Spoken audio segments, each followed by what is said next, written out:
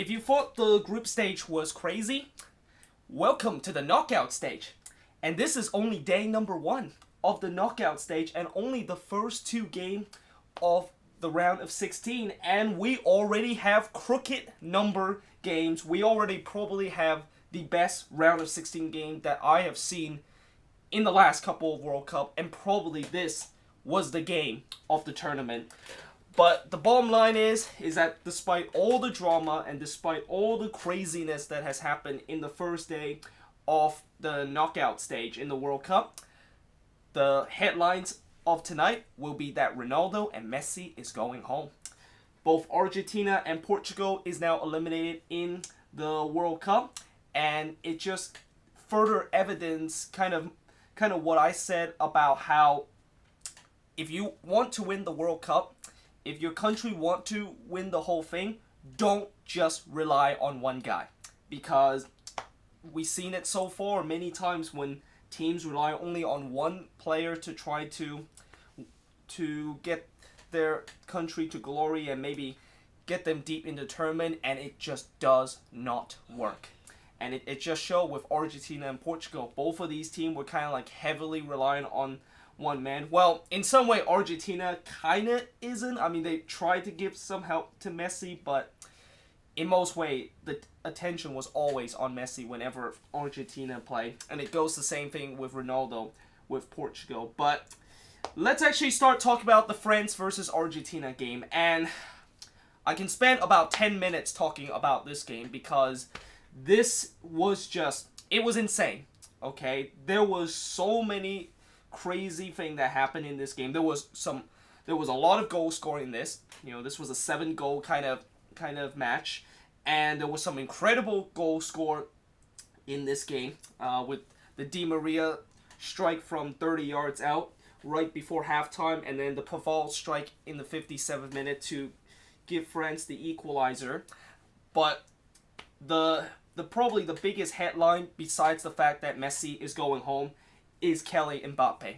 You know, I talked about how in the preview, I felt like for both of these teams, and especially for France, they really need, somebody's got to have to step up for this team. And I talked about it's either with Griezmann, Mbappe, or even Paul Pogba can potentially step up for this team and really lead France to glory. And today, it was Mbappe, the one that finally stepped up. And this was probably the best performance I've seen France play in a while.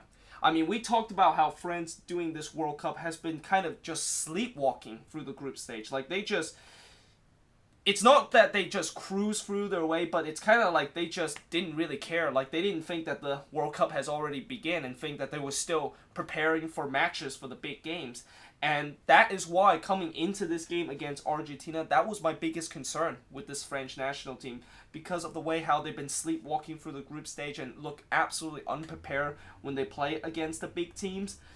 Maybe Argentina will do something, but it turns out they finally stepped up. Guys, that on this French team that was just almost non-existent in the group stage and pretty much just doesn't work as kind of like a unit and doesn't look like a team that want to win the World Cup, finally decide to wake up. And like I said, Mbappe, he was involved 3 of the 4 goals. He was the reason why France got a penalty. I mean, he started the attack and then he just finished the attack by drawing a foul from Marcos Rojo, and Griezmann eventually buries that one to give the lead to France. And then after that, France pretty much just kind of dominated throughout the game. I mean, Argentina had no answer for Mbappe in this game. Like, Mbappe was burning them attack after attack, and it just getting to a point where I just think, what in the world was Argentina, like, why are they not started to maybe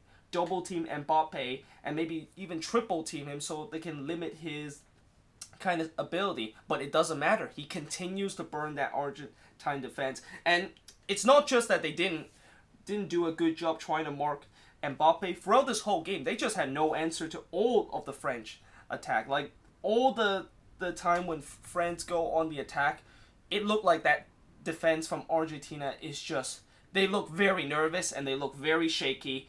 And it's no wonder why they concede like 4 goals in this game. And you could argue maybe France could have scored even more in this game.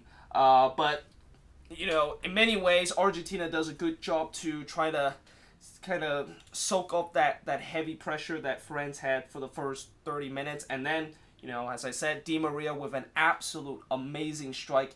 It's kind of disappointing that as much as there's been some crazy kind of headlines from this will be the one that won't be remembered for a long time because, one, Argentina end up as the losing side, and two, it's just one of the many crazy things that has happened in this game. But it was a very good strike. Definitely, you could argue that might be the candidate for the goal of the tournament. And then Marquedo basically gave Argentina the lead as they come out of halftime. And really, coming out of halftime, France looked really, really slow, and Argentina, of course, punished them by that. But again, another wonderful strike was the reason why a team got the equalizer, and this time it was the French turn to hit an amazing strike with Pavard hitting it on the volley to tie the game up. And with that goal, that really kind of sprang France alive in the second half. And there was Mbappe again, just completely burning this Argentine defense, and in the end that was just enough for him.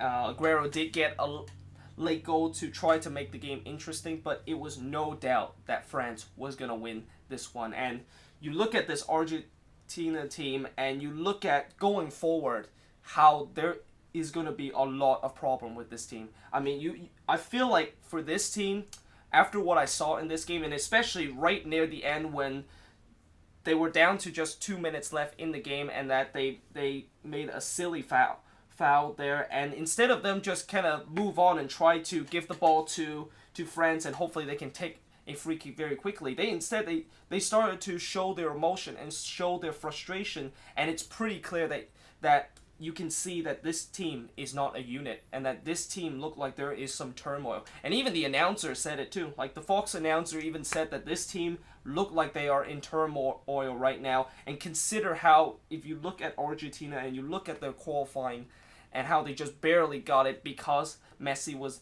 there. And it just feel like right now, if Messi is no longer with this team, Argentina is in serious trouble. Like, this team just cannot... We've seen it so far this tournament when Messi is not at his best, and you look at how bad this Argentina side is and how the players just don't know what to do after. And you also have to give a lot of blame to Jorge Sampaoli too, which I think Sampaoli will probably get sacked after this game. I mean, he is one of the guys that should be controlling the emotion for those players, and the tactics that he said was completely wrong in this game against France, and you would think that he should be getting the chopping block after this one. But going forward for France, this is definitely a good victory for them. Are they going to be now the favorites of winning the World Cup? Well, maybe.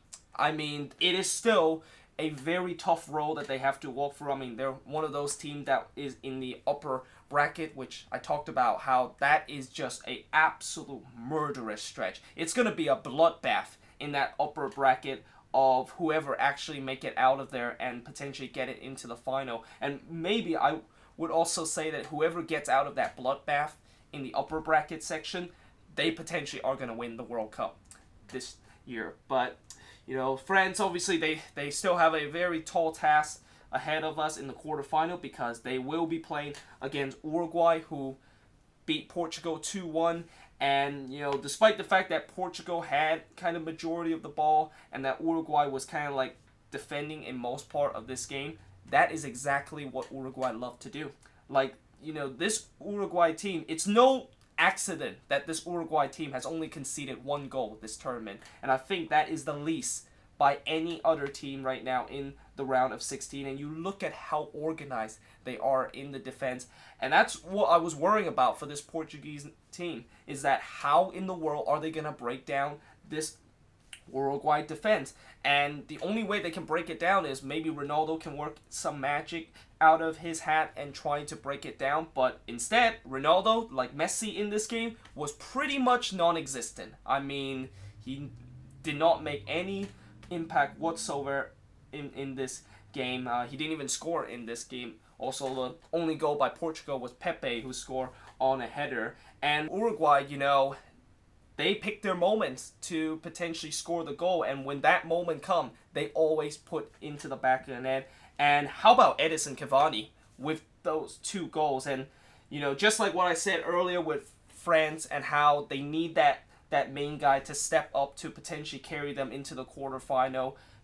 In this game, it was Cavani the person that stepped up to carry Uruguay into the quarterfinal. But also a kind of a honorable mention to Luis Suarez too, because the first goal that Uruguay scored, I mean, what that is a prime example of the classic Suarez and Cavani combination for Uruguay, because Suarez basically took the ball in the left flank. He basically put a absolute beauty of a ball into the box, and Cavani basically met that cross and hits it into the back of the net. I mean, that is just a classic example of what Cavani and Suarez and how dangerous this duo is for Uruguay, and probably maybe one of the most dangerous dynamic duo for a team in this tournament. And, you know, Cavani eventually did score that second goal. Now, the bad news for Uruguay is that Cavani got himself injured right around the 69th minute, and then he had to sub off in the 73rd minute. And, you know, this is going to be definitely a concern for Uruguay, and certainly a lot of Uruguay fans will try to hold their breath, and hopefully it's not a bad injury.